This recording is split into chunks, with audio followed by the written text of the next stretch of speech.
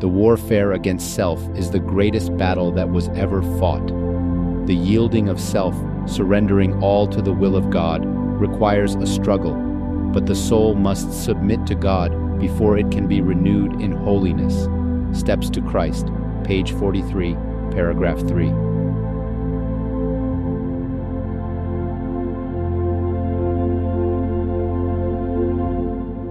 Oke, kita akan mulai kita punya seri pelajaran yang baru dan judulnya adalah The Greatest Warfare. Dan ini adalah bagian pertama daripada seri itu yang berjudul The Higher and the Lower.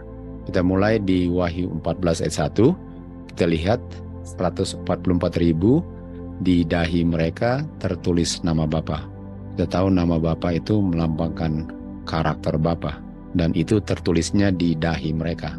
Dan 144.000 yang sama ini di dahi mereka dimeteraikan meterai God kan. Artinya orang-orang yang memiliki karakter Bapa adalah orang-orang yang dimeteraikan dan dimeteraikannya di dahinya. Kita akan lihat apa artinya di dahi nanti. Di Roma 4 ayat 11 dikatakan orang-orang yang dimeteraikan ini, dan kata lain meterai adalah tanda. Tanda ini adalah meterai, dan yang dimeteraikan adalah dahi mereka dengan nama Bapa. Dan nama Bapa itu adalah karakter Bapa yang kita tahu adalah righteousness atau kata lainnya glory. Jadi mereka memiliki karakter Bapa dan itu dilambangkan dengan meterai yang dimeteraikan di dahi mereka. Dan mereka menerima karakter Bapa ini atau righteousness melalui iman. Jadi nggak bisa orang yang tidak beriman memiliki karakter Bapa. Nggak bisa dahinya dimeteraikan dengan righteousness atau nama Bapa kalau mereka tidak beriman. Karena kita tahu apa saja yang dilakukan bukan berdasarkan iman itu adalah dosa. Dan dosa adalah unrighteousness. Di Wahyu 3 ayat 12 dikatakan, bagi dia yang menang. Kita tahu dia harus menang menaklukkan the lust of the flesh, the lust of the eyes, dengan the pride of life kan. Itu yang dia harus taklukkan. Tentu saja bukan kita yang taklukkan, tapi dia nggak boleh ditaklukkan oleh 3 hal itu. Dan orang yang menang itu tertulis nama Bapa. Artinya mereka tertulis di dahi mereka nama Bapa, sama dengan di Wahyu 14 ayat 1 kan. Dan mereka dimeteraikan.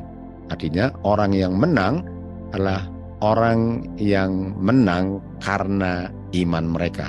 1 Yohanes 5 ayat 4. Artinya penting sekali untuk ada iman, karena kemenangan kita peroleh bukan dengan berusaha untuk menang, tetapi untuk menerima sesuatu yang sudah dihasilkan, yang adalah kemenangan melalui iman. Jadi orang-orang yang kita kenal sebagai 144.000 ini adalah orang-orang yang beriman. Kalau kita lihat di Wahyu 14 ayat 12 dikatakan, here is the patience of the saints. Dan mereka have the faith of Jesus Christ kan, memiliki iman. Dan inilah orang-orang yang termasuk dari orang-orang yang menang, yang memiliki 3 malaikat itu. Oke? Jadi hanya mau kasih ingat lagi bahwa penting sekali untuk memiliki iman kalau mau di dahi mereka tertulis nama Bapa, righteousness atau karakter Bapa. Dan karena itu simbol tertulis di dahi, artinya mereka memiliki karakter Bapa yang kita tahu di dahinya kan. Di dahi itu kan dia punya frontal lobe. Disitulah mereka memiliki karakter Bapa. Oke, sekarang kita mau lihat manusia. Waktu diciptakan di Kejadian 2 ayat 7, mari kita lihat a living soul. Di Kejadian 2 ayat 7 dikatakan, Tuhan membentuk manusia dan ada 2 elemen atau ada 2 komponen yang dibutuhkan untuk adanya living soul atau living person atau living being ya, manusia hidup. Dan kedua hal itu adalah debu tanah dan nafas kehidupan. Dan manusia ini adalah manusia yang hidup karena kedua hal itu menjadi satu. Jadi nggak bisa dipisahkan kedua hal ini. Manusia ini bukan manusia yang hidup kalau cuma tanah tanpa nafas kehidupan. dia pun bukan a living soul kalau dia breath of life tanpa nafas kehidupan. Kedua komponen itu atau kedua elemen itu lah yang membuat dia a living soul. Jadi dia ada dua elemen atau dua komponen yang membuat dia satu living soul. Debu tanah itu adalah elemen fisikalnya, sementara nafas kehidupan adalah elemen spiritualnya. Jadi dia manusia yang hidup itu manusia terdiri dari physical element dengan spiritual element. Dan tanpa salah satunya dia bukan living soul. Jadi living soul itu adalah physical element tambah spiritual element. Dan ini adalah kondisi manusia sebelum jatuh dalam dosa. Karena Adam dan Hawa seperti ini kan. Ini nggak ada dosanya. Dia ada unsur tanahnya dan dia ada unsur nafas kehidupannya. Ini living soul ini di ayat ini adalah manusia atau human nature sebelum dia jatuh dalam dosa. Nah, kita baca di FI 57, nature-nya manusia, Adam dan Hawa, nature-nya manusia ada 3 hal yang kita perlu ketahui. Physical, intellectual, dengan moral powers. Nah, dari 3 hal ini yang dibilang, kita dapati 2 elemen tadi, atau 2 komponen kan?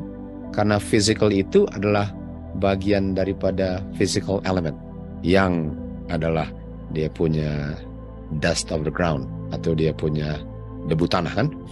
Dan intellectual dengan moral powers itu adalah dia punya spiritual element. Karena kan kita nggak bisa jamah intelek dengan moralnya kan? Sebagaimana kita nggak bisa menjamah atau pegang sesuatu itu yang adalah spiritual. Tapi tubuh jasmani fisikalnya itu kita bisa jamah. Jadi sesuatu yang nggak bisa dijamah itu spiritual. Dan sesuatu yang bisa dijamah itu physical.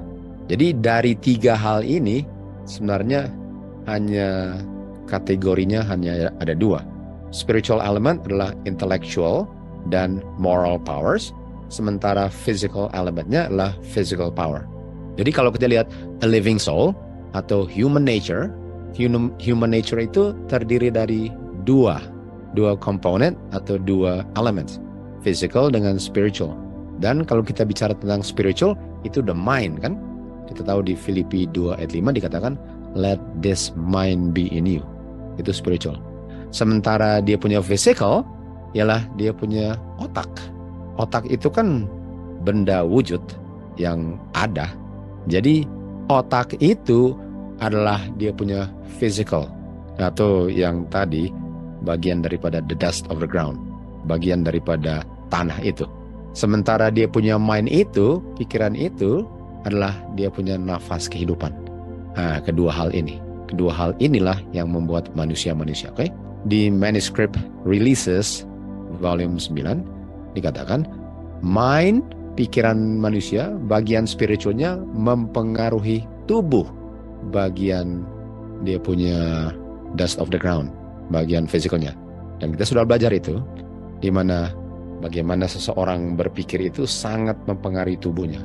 Tubuhnya bisa sakit karena pikirannya yang menyebabkan dia sakit. Dan dikatakan kalau kita membuat letih, lemah, capek, kita punya pikiran, tubuhnya pun akan ikut menderita. Jadi kita bisa lihat bahwa nggak bisa dipisahkan dia punya pikiran dan dia punya tubuh, sama dengan nggak bisa dipisahkan dia punya tanah dari dia punya nafas kehidupan. Karena manusia itu sudah menjadi satu. Sebagaimana suami dan istri itu diperhitungkan satu walaupun 2 kan, tapi satu, sehingga nggak bisa dipisahkan. Demikian juga pikiran dengan tubuh atau physical dengan spiritualnya nggak bisa dipisahkan. Walaupun itu 2 komponen yang berbeda, tapi dia itu satu padu dalam tubuh membuat living soul. Sehingga kalau satu bagian dipengaruhi, bagian yang lainnya pun akan otomatis dipengaruhi dan sebaliknya. Kita lihat di 3 Yohanes 1 ayat 2 dikatakan, Yohanes menginginkan kita sehat di dalam kesehatan jasmani sebagaimana kita pun sehat dalam jiwa spiritual kita. Kenapa?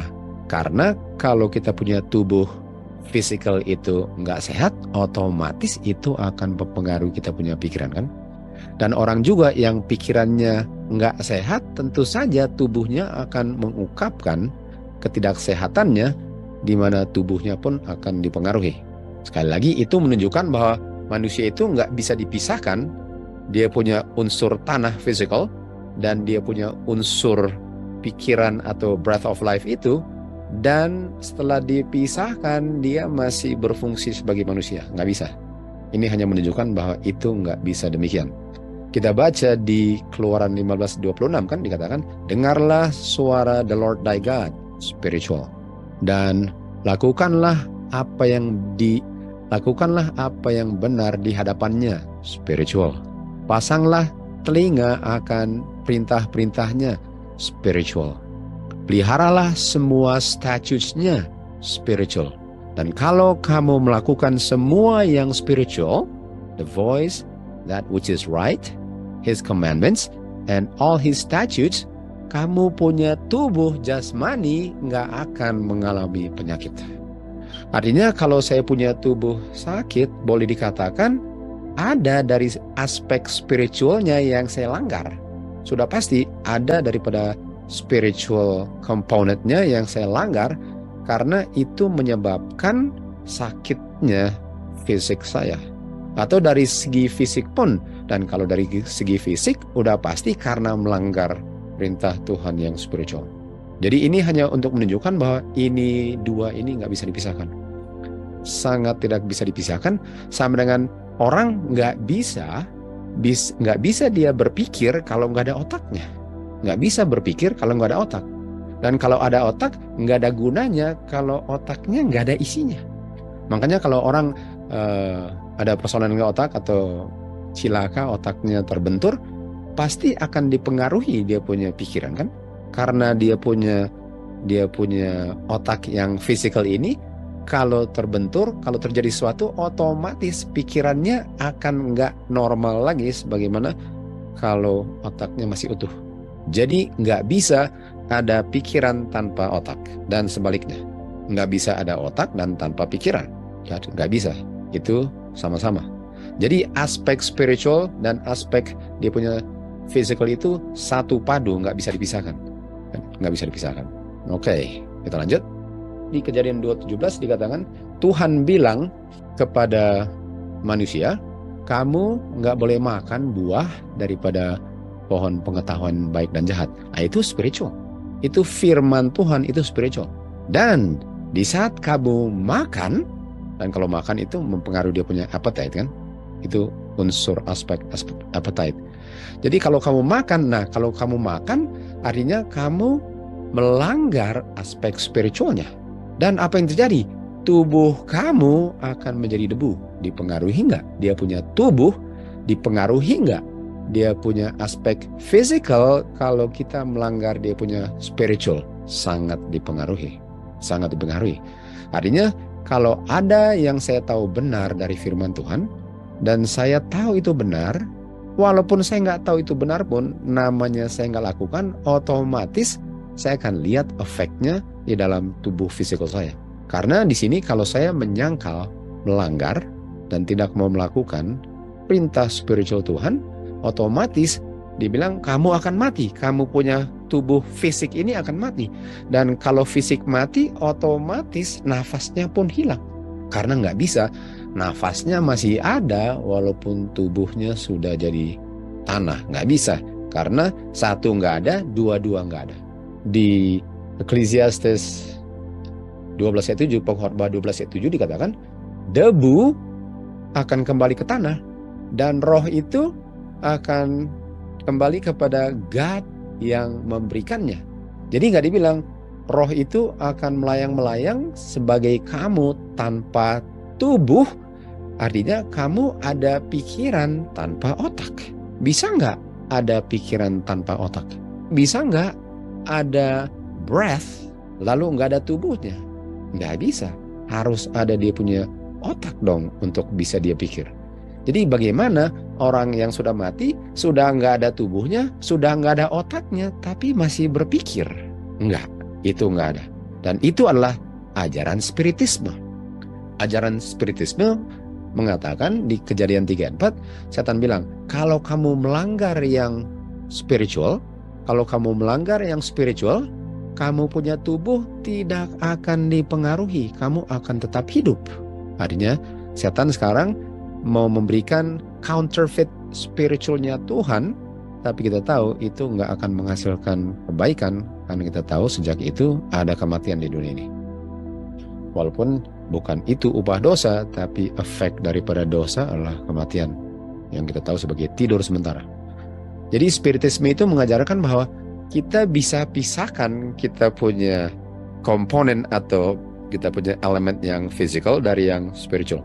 Dan dia bilang, kalaupun kamu tolak yang spiritual, kamu punya tubuh memang akan kembali ke debu, tapi kamu punya spiritual akan tetap hidup tanpa tubuh kamu. Itu spiritisme. Itu spiritisme. Sedangkan kita baca tadi bahwa debunya kembali ke tanah dan rohnya kembali ke Tuhan. Nah, kalau kembali ke Tuhan, apakah kamu utuh-utuh keluar dari Tuhan lalu dikasih tubuh yang jasmani? Udah tahu nggak kan? Enggak. Karena Adam dan Hawa baru menjadi ada. Nggak bisa mereka sudah ada sebelum diberikan tubuh tanah. Jadi itu adalah spiritisme. Apa ajaran yang mengajarkan bahwa kita bisa pisahkan tubuh dari kita punya breath of life? Namanya dualism. Dualism itu ada dua, kata dua kan? Dualism. Dan dualism itu bilang ada aspek pikiran, spiritual, ada aspek body. Dan dikatakan mind, pikiran, dan body berbeda dan bisa dipisahkan. Ini ajaran spiritisme.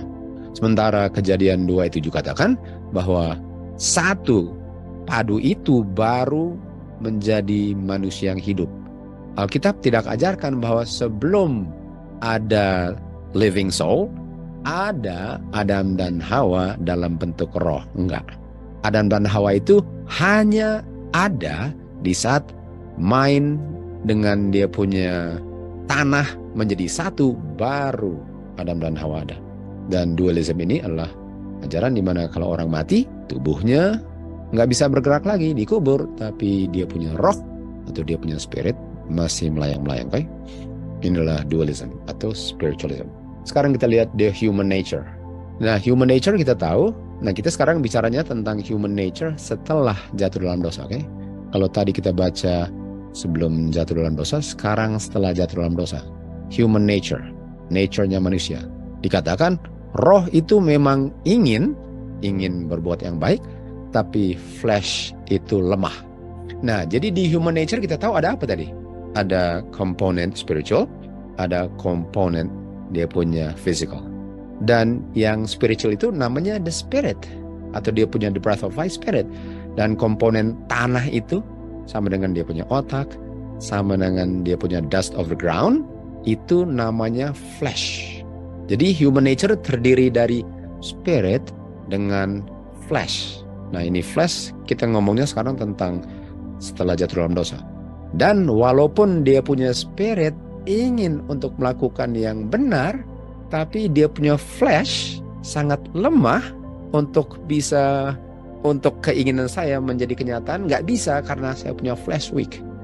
Dan ini adalah kondisi manusia yang terdiri dari dua komponen tadi, di mana rohnya, spirit, the breath of life-nya, mind-nya mau, tapi dia punya flesh ini nggak bisa karena lemah. Ini dua aspek tadi yang kita belajar di Kejadian 27. Di sini kita lihatnya khususnya setelah jatuh dalam dosa. Galatia 5 ayat 17 dikatakan, flesh ini berperang terhadap spirit dan spirit terhadap flesh. Jadi bermusuhan. Jadi di dalam human nature ada dua macam. Kita tahu ada dua macam kan? Dua macam, yaitu spiritual dengan natural. Dan ini adalah bagian yang normal dari manusia. Sangat disayangkan setelah berdosa mereka sekarang bertentangan. Yang satu mau tarik untuk melanggar hukum Tuhan, yang satu nggak mau melanggar hukum Tuhan. Ini adalah setiap manusia yang lahir. memiliki human nature. Kita baca di Review and Herald Mei 27, dikatakan firman Tuhan memberikan amaran kepada kita untuk menjauhkan diri fleshly lust, hal-hal flesh ini, yang adalah the physical nature, bagian debu manusianya kan, physical nature, yang selalu konflik melawan spiritual nature. Ini dia, ini pertempurannya physical nature dengan dia punya spiritual nature. Nah, waktu Adam diciptakan, itu nggak ada pertempuran itu. Bagian tanahnya nggak konflik dengan bagian spiritualnya. Enggak, itu satu padu, makanya semuanya very good. Dan waktu dosa masuk, sekarang dua aspek itu bertempur. Demikianlah peperangan antara the higher nature melawan the lower nature. Attributes itu kualitas, karakter, atau karakteristik daripada manusia. Tadinya pertempurannya ialah higher nature lawan lower nature. Setelah jatuh dalam dosa, lower nature-nya menjadi musuh keselamatan kita. Jadi kita bisa lihat bahwa untuk orang yang mengajarkan dualism itu atau spiritualism, konsepnya ialah karena lower nature-nya nggak baik, kita biarin aja dia mati supaya kita bebas dari dia, lalu kita hidup tanpa kita punya aspek physical itu, dan sekarang kita bebas dari pertempuran itu, bebas dari yang mau berdosa terus sebagai roh yang melayang-melayang. Padahal itu ajaran dualism, itu ajaran spiritualism, itu bukan ajaran Alkitab. Itu bukan ajaran Alkitab. Alkitab bilang itu satu terus, selalu ada, dan itu akan selalu bertempur. Dan waktu mati, orang itu bukan living being, nggak ada lagi pertempurannya. Dia nggak dibebaskan dari lower nature-nya, karena higher dengan lower sudah nggak ada atau sudah terpisah, di mana living soul-nya sudah nggak ada. Jadi karakter yang sangat baik adalah hasil daripada pengendalian diri. Nah, kalau dibilang pengendalian diri, siapa yang perlu dikendalikan? Jadi untuk memiliki karakter yang sangat di-please oleh God, itu hasil pengendalian diri. Jadi pertanyaannya, yang perlu dikendalikan siapa? Kira-kira higher nature atau lower nature? Dan dikatakan sini, saya harus subject atau submit. Saya harus serahkan saya punya lower flesh nature untuk tunduk kepada higher spiritual nature.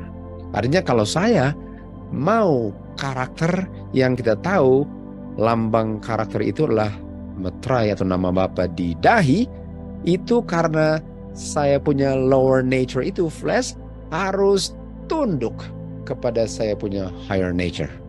Karena kalau saya punya lower nature yang menjadi dia punya tuan rumah ini, jangan harap menjadi 144.000, karena yang akan ada di dahi ialah the mark of the beast. The mark of the beast akan ditulis di dahi kita atau memiliki karakter itu kalau the higher nature tunduk kepada the lower nature. Artinya human nature itu terdiri dari spiritual higher spirit nature dengan the physical lower flesh nature. Itu adalah bagian daripada manusia. Dan satu harus tunduk terhadap yang lain. Dan tergantung siapa tunduk kepada siapalah tanda binatang atau the seal of God. Di manuskrip 36 dikatakan waktu Kristus datang, dia akan menjemput mereka yang sudah memurnikan jiwa mereka dengan menurut kebenaran. Dan tubuh yang bisa mati ini akan dikenakan tubuh yang tidak bisa mati, dan tubuh yang nggak bisa mati ini adalah tubuh yang di-glorified. Nah, tentu saja kalau saya punya mortal itu bisa mati, kan? Itu bisa mati, bukankah itu ada hubungan dengan lower nature? Jadi tubuh manusia ini lemah, tubuh fisikalnya lemah, dan buktinya itu bisa mati. Dan kalau itu bisa mati, itu ada hubungan dengan the lower flesh nature. Artinya kalau saya mau buat sesuatu supaya rasa enak tubuh saya, nggak akan dapat immortality. Karena saya sedang melayani rasa enak tubuh saya yang akan mati ini. Tubuh saya nggak akan naik ke surga. Waktu ke awan-awan kita tahu kan, itu tubuh dirubah. Jadi jangan hidup untuk memenuhi itu tubuh punya keinginan. Kita harus hidup untuk memenuhi keinginan roh Tuhan di higher nature kita, walaupun tubuh kita menderita. Makanya waktu Tuhan lapar, tubuhnya lapar kan? Tubuhnya lapar, tubuhnya yang bisa mati di kayu salib lapar. Tapi dia bilang apa? Manusia hidup dari setiap firman yang keluar dari Tuhan, bukan hanya dari makanan jasmani.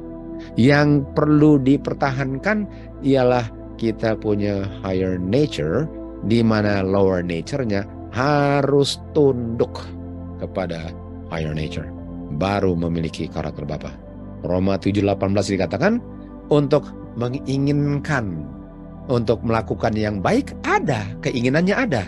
Itu higher nature, itu dia punya spiritual aspect.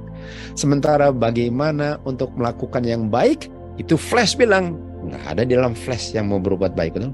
Inilah kondisi manusia berdosa, di mana dia ada dua nature. Nanti di bagian berikutnya kita akan belajar lebih detail lagi bagaimana dan karakter kita bisa dibentuk di tengah pertempuran dua natures ini. Tapi bagian ini saya hanya mau introduce dua nature ini, okay? Di satu human nature. Jadi satu human nature memiliki dua aspek nature, lower nature dengan higher nature. Dan karakter kita yang akan menentukan kita dimeteraikan dengan the seal of God atau the mark of the beast kan. Dan itu ditentukan juga oleh siapa yang berkuasa atau dilayani di dalam kehidupan ini, the lower nature atau the higher nature. Jadi ada dua kelompok manusia di dunia ini, dan kita tahu kelompoknya adalah Kain dan Habel, Esau dengan Yakub yang menjadi Israel, atau yang berjalan sesuai dengan keinginan spirit atau yang berjalan sesuai dengan keinginan flesh, yang hidupnya untuk melayani higher nature atau hidupnya untuk melayani the lower nature. Walk after the spirit atau walk after the flesh. Yang satu the seal of God, yang satu the mark of the beast. Roma 8:1.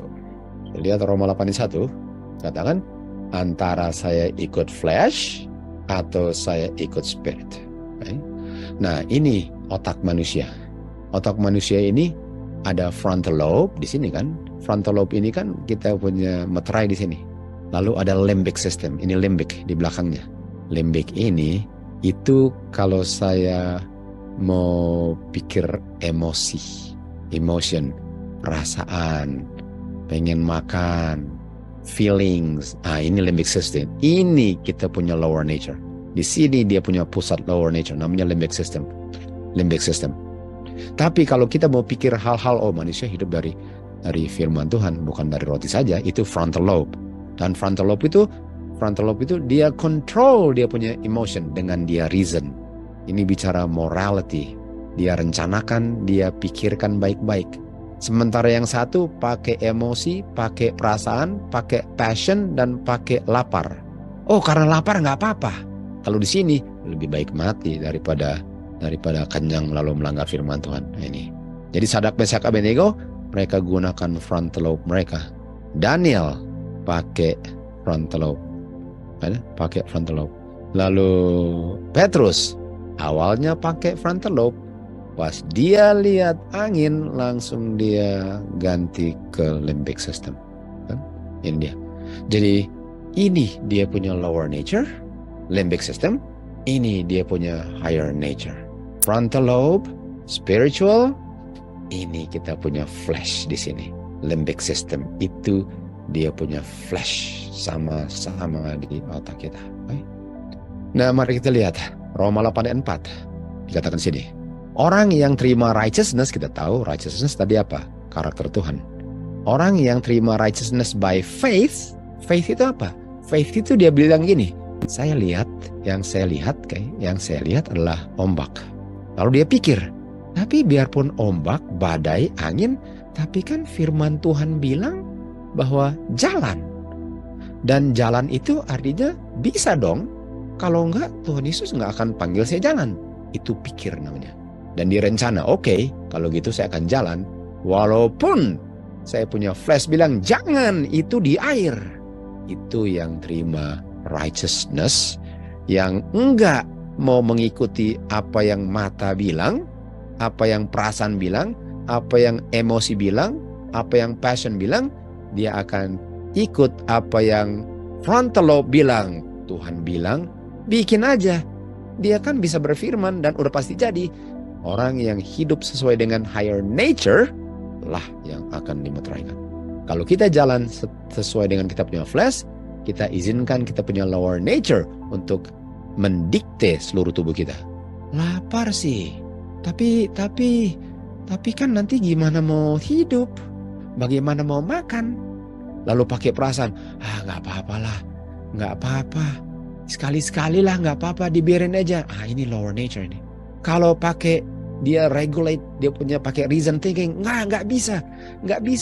Jangan kamu rasa kasihan. Dengan rasa kasihan, malahan kamu akan membuat dia mundur. Itu yang akan dimeteraikan di dahinya. No? Itu yang akan dimeteraikan. Yesaya 1:18, Tuhan bilang apa? Come now, let us reason dengan kita punya frontal lobe together. Dia nggak bilang, come now, let us dengan feeling kita saling bagi-bagi rasa kasihan kita. Oh no, nggak bisa itu. Nggak akan terjadi. Di Wahyu 14 ayat 1 kita tahu, orang-orang yang memiliki nama Bapa, karakter Bapa, di mana? Di frontal lobe-nya. Mereka berpikir, mereka rencanakan semua berdasarkan frontal lobe. Bukan berdasarkan limbic system. Dan hukum Tuhan maunya di mana ditaruhnya? Di inward parts. Di bagian tubuh kita di mana? In their hearts, in their mind, in their frontal lobe. Jadi apa yang Tuhan mau tulis di dalam kita punya frontal lobe? Hukum Tuhan. Dan hukum Tuhan apa? The commandments, the statutes, the judgment. Dan biarlah commandment, statutes, dan judgment berada di dalam hatimu. Di hatimu di mana? Limbic atau frontal? Sudah pasti di frontal. Dan semua itu akan berada di antara matamu. Di mana yang antara mata? Limbic atau frontal? Frontal. Jadi commandment, statutes, judgment, make sure di sini. Semua keputusan kita harus berdasarkan frontal, dan disitulah Tuhan mau tulis dia punya hukum. Bukan di belakang sini. Ini kita punya flesh. Ini pertempurannya antara limbic dengan frontal. Limbic dengan frontal. Lalu dikatakan apa? Ulangan 6 ayat 7. Dan kamu akan ajarkan commandment, statute, judgment dengan tekun kepada anak-anakmu, dan kamu akan bicarakan commandment, statute, dan judgment waktu kamu duduk di rumah kamu dengan anak-anak kamu, waktu kamu di jalan dengan anak-anak kamu, waktu kamu berbaring, bicarakan dengan anak-anakmu, waktu kamu bangkit berdiri, bicarakan commandment, statute, judgment dengan anak-anakmu. Tunggu, artinya diulang-ulang terus. Betul. Kenapa diulang-ulang terus? Repetition deepens impression, kan? Lebih diulang, lebih mendalam. Saya nggak akan lalai loh untuk bikin kamu ingat these things. These things apa? Semua yang benar.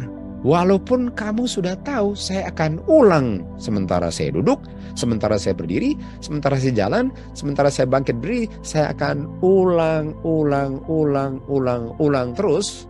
Karena itulah caranya untuk kita taklukkan dia punya limbic lower flesh carnal mind kita. Kita isi ini terus. Tapi itu belum tentu menang, karena nanti pelajaran berikut kita akan lihat bagaimana setelah itu menangnya. Jadi apa artinya untuk diulang-ulang? Katakan di sini. Dia adalah seperti orang yang membangun rumah, hamba Tuhan, dan menggali dalam. Nah, menggali dalam artinya apa? Harus diulang-ulang, gali dalam. Dan waktu gali dalam, dia kena batu fondasinya sehingga nggak bisa digoyang dengan perasaan lagi. Dikatakan di sini, di saat goncang datang, karena ada teori palsu, kata lainnya apa? Angin. Orang-orang yang bacanya hanya permukaan, artinya mereka nggak dalam, artinya nggak diulang-ulang. Nggak dalam, artinya nggak diulang-ulang. 2 Petrus 1:12 itu satu kali dengar, tutup catatan, nggak pernah dipegang lagi. Di saat ada angin-angin meniup, karena mereka punya pengertian hanya permukaan, nggak dalam, nggak ada jangkar mereka seperti apa? Pasir di laut yang geser ke sana dan ke sini. Ditentukan mereka punya apa? Perasaan. Ditentukan mereka punya perasaan. Perasaan di mana? Perasaan di frontal lobe atau di limbic system? Di limbic system. Perasaan artinya apa? The flesh. Orang yang nggak dalam, yang nggak ulang-ulang firman Tuhan, dia punya perasaan Allah mandor dia. Dan perasaan itu akan diactivate di saat krisis datang. Di saat krisis datang, by default dia akan pilih apa yang dia rasakan. Karena nggak ada apa-apa di frontal lobe-nya, karena nggak pernah diulang-ulang sampai nggak pernah kena batu dan nggak bisa goyang lagi. Orang yang pakai perasaan, seakan-akan Daniel dan Sadrak Mesak Abednego, aduh, Raja Nebukadnezar udah baik loh. Kita kan nggak dimasukin di penjara, udah bagus dikasih tinggal di istana. Itu perasaan. Kita makan aja, habis itu kita muntahin lagi. Itu limbic system. Itu dia punya limbic system. Daniel, saya mau berdoa, tapi tutup jendela aja. Limbic system itu. Itu flesh, carnal mind itu namanya. Lihat di sini ya. Kalau kita punya pikiran salah, perasaan kita pun salah. Artinya kalau dalam otak saya yang saya kasih masuk bukan commandment, law, statutes, judgment, kan itu benar kan? Perasaan saya pun salah. Dan pikiran tambah perasaan adalah karaktermu. Artinya saya punya karakter itu yang satu-satunya saya bawa dari dunia ke surga, sementara yang lainnya sudah dirubah, terdiri atau dibentuk dari apa yang saya pikirkan, dan apa yang saya pikirkan itu akan mendikte saya punya perasaan. Dan di saat pikiran saya dan perasaan saya digabung, itulah yang namanya the moral character. Artinya penting gak untuk saya bertekad untuk tidak mau kasih masuk dalam otak saya hal-hal yang tidak benar, tidak jujur, tidak just, tidak pure, tidak lovely, tidak laporan yang baik, tidak ada yang baiknya, dan tidak ada pujiannya. Dan kalau saya kasih masuk itu, kalau di dalam pikiran saya kasih masuk semua firman Tuhan yang baik, itulah yang saya akan pikirkan, karena saya hanya bisa pikirkan sesuai dengan apa yang dalam sel-sel otak saya. Dan kalau yang saya kasih masuk hal-hal yang baik, itulah yang saya pikirkan. Dan kalau itu yang saya pikirkan, otomatis perasaannya pun akan disesuaikan dengan apa yang saya pikirkan. Dan di saat saya gabung pikiran dengan perasaan, itulah satu-satunya yang ada di bumi yang tembus ke surga, tubuh diganti. Oleh sebab itu, apa saja yang baik, jujur, adil, murni, lovely, good report, laporan yang baik, any virtue, kalau ada baiknya sama sekali, kalau ada puji-pujiannya, pikirkanlah hal-hal ini. Karena inilah yang kasih kuat kita punya frontal lobe. Dan disitulah kita dimeteraikannya. Oleh sebab itu, hukum itu holy, hukum itu just, hukum itu good. Kasih masuk hukum, kasih commandment masuk, karena itulah yang good. Dan kalau itu masuk, di mana dia disimpannya? Di frontal lobe. Keinginannya, sukacitanya dalam hukum Tuhan untuk direnungkan siang dan malam. Orang yang nggak ada firman Tuhan, bagaimana dia mau renungkan firman Tuhan? Orang yang tidak ada bekal firman Tuhan yang dia pelajari, apa yang dia mau renungkan sudah pasti bukan yang holy, just, and good.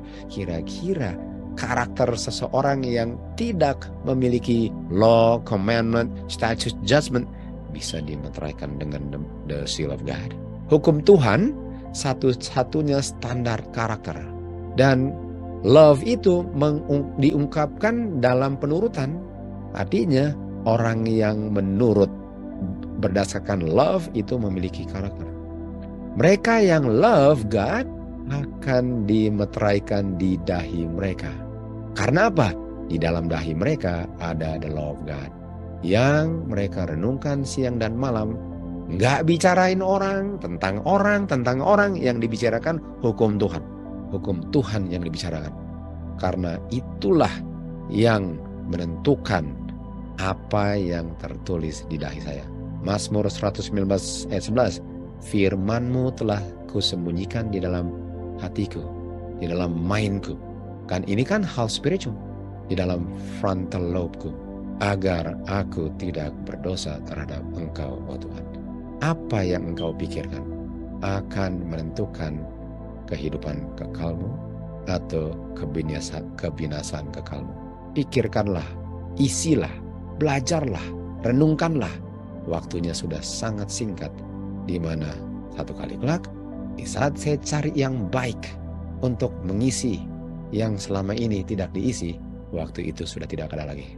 Carilah dia sebelum dia tidak bisa ditemukan lagi.